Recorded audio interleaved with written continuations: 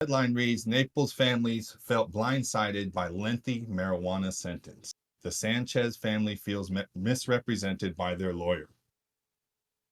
When Michelle Sanchez heard her husband's prison sentence read in court, her whole world fell apart. Me and my husband just looked at each other and said, "How did we get here?" I felt like everything was one bad dream. Her husband and high school sweetheart, Steven Sanchez, 56, will spend nearly 2.5 years in the state prison after a jury convicted him September 6th for possession of more than 20 grams of cannabis, the state attorney's office said. Naples Police Department arrested Steven June 20th after they pulled him over for speeding. Steven told the officer that he had marijuana and he was arrested. The officer described him as very polite in the arrest record. He was so polite that you still had to arrest him, 20 grams of weed, and give him prison. But we'll get back to that. An original plea deal offered Steven 10 months in jail or 33 months probation, Michelle said. Everyone told her to get a lawyer because with a lawyer they could reduce that time. So he hired a criminal defense attorney and former judge Mike Carr. They brought Stephen's case to trial, but she was unaware of Florida's score sheet system, which Carr never explained to her. Possession of more than 20 grams of marijuana is considered a third-degree felony in Florida and is punishable by up to 5 years in prison, 5 years of supervised probation, and up to a fine of up to $5,000. A conviction will also result in the revocation of driving privileges for 6 months by the Florida Department of Highway Safety and Motor Vehicles. Stephen's sentence resulted from the state sentencing guideline, in which score sheets are a factor, the state's attorney's office spokesman Samantha Soyan said. As for Stephen, he had a prior criminal history in Miami-Dade County involving the trafficking and selling of marijuana, as well as having marijuana grow houses. A defendant score sheet is composed of the sentence points based on the level of their offense, the range scale from 1 to 10. Legal status points are then assessed from any form of legal status exists at the time they committed the offense prior to the court sentencing. So what that is a whole bunch of mumbo jumbo that says they basically have a point system, which a lot of the state systems do, as well as the feds. And it's a guideline system. And it goes where the amount of drugs you have or the level of your offense goes onto one part of the chart, and then you just follow the other angle of the chart, and then you arrive at where your sentencing guidelines should be. And it sounded like his here was like maybe 2 to 5 years.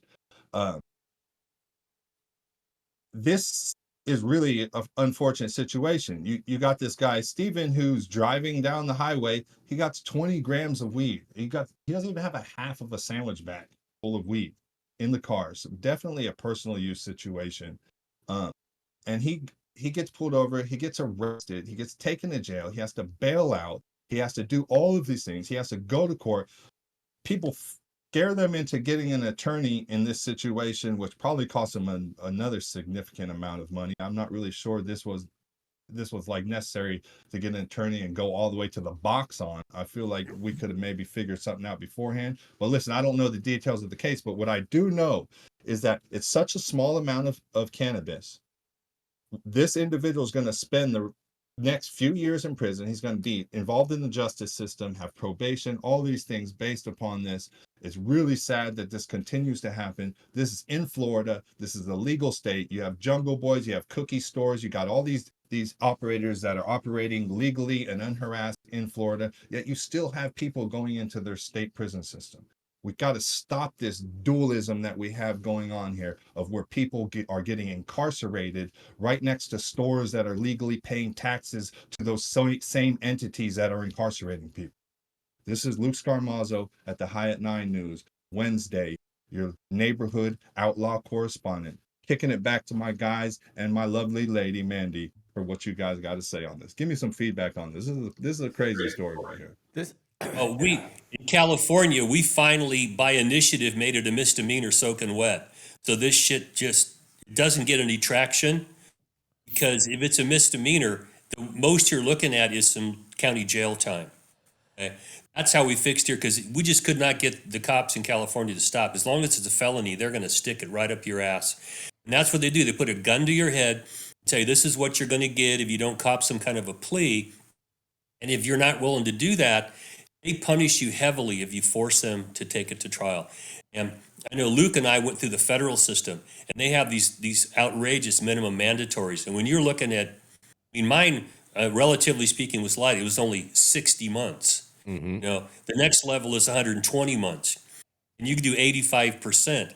And for me, they charged me as being an organizer. You know, Luke, you understand these federal guidelines. If you're the organizer of some criminal enterprise, they're going to stack all kinds of time on you. Okay? It's just outrageous to see this going on. But there are places where it's worse than what it is here in Florida. This is just a bad example. You go to Louisiana, Mississippi, Alabama, you get caught with weed down there, Mm-hmm. and it's not You going to know, go for you. one of the very first things that comes to mind is how the wife is able to go back and hold this attorney accountable for information that wasn't shared with her. And also, did this attorney really give her the opportunity and understanding of just how catastrophic the outcome would potentially be? I can't believe that they pushed all the way for this. Like that's just The insane to me. sad part is it's going to cost her a whole bunch more money to do all that, Mandy. And her only realistic recourse against this attorney probably will amount to nothing more than a Yelp review. No, well, Jay, they have a process to review that, like what they call it is an IAC, or ineffective assistance of counsel Mm-hmm. petition, that's usually raised post conviction in the federal system. You'd raise it on what's called a section Habeas corpus 2255. is what you do. Hideous corpus, Yeah. yeah. Yeah.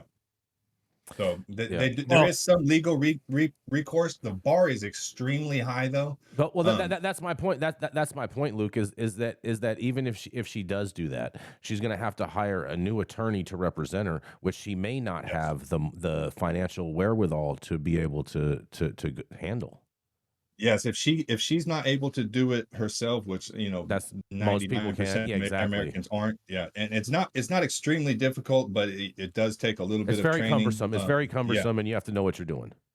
yes, well, but when you're representing criminal defendants, it's on the attorney to make sure that your clients really understand and comprehend the steps they're going to be facing and what it's going to look like in each of those steps if you cop a plea or if you force this to go to trial.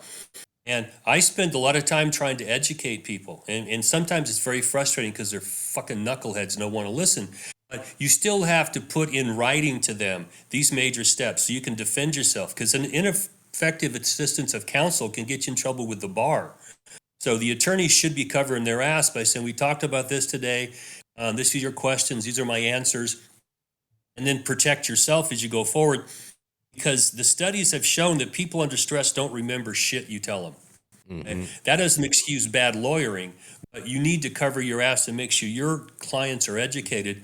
And the criminal law, 95+% of these cases never go to trial. So you need to be talking and getting your clients ready for what's going to happen when you settle a case. And if you really want to fight all the way to trial, there are risks there. Make sure you understand that. There's a serious downside. I mean, Luke and I, when they close those doors behind you, look at it 5 to 10 years in prison. It's like, holy fuck, there ain't nothing good about this now. How'd you get here? You Yeah. should understand that. Without those guideline ranges. So with me, as Dale alluded to, like, okay, you can get 2 points for a gun, you can get 2 points for leadership, you can get 4 points for committing the offense while on probation. So my offense level was if you what have they any call enhancements. yeah, exactly. My offense level is what they called a kingpin offense, right? So its base offense level started at the top of the chart. It was a level 38. And then I got 2 points for leadership, 2 points for some other BS, and I was basically at the top. I was at a 42. This is for a legal cannabis dispensary. So those charts are real arbitrary. You don't get to like figure out like, okay, well, we had all these mitigating circumstances. No, that's not how they work. They work really by the numbers, really with statistics. So it's where you are, your weight, the statute, and then it just lines up, and that's what your sentence is. It's really unfortunate.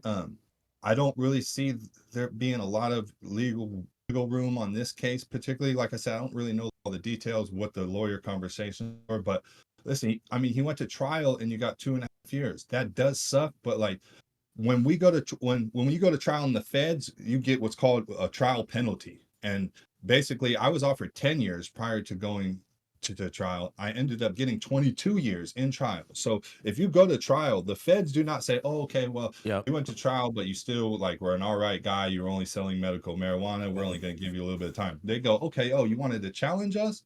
Wanted to challenge us? We're hammering you. Yep. We're throwing the book Exactly. They're at you." going to throw the book at you. They're going to give you the maximum penalty that they possibly can, and not hold Well, anything I, back. I got lucky, guys, because we got the hanging judge here in Sacramento, and they were talking about doing 20 to 30 years for Molly and I. It turns out his grandson was a client, and we got all the inside dirty scoop about the family, and the judge recused himself. Thank God. Mm. The one we got came out and told us, hey, you're not getting a day over 5 years, but I got to give you 5 years, you're convicted. And so there was no penalty. We knew we are not going to get a penalty. We made them try us, and they did. And we got 60 months. But that's the unusual case. You make them try the case, they are going to beat the shit out of you for doing that. It's going to be bad. Yes, and we do want to thank Leah Patrick for her super chat out there. So thank you very much, Leah. And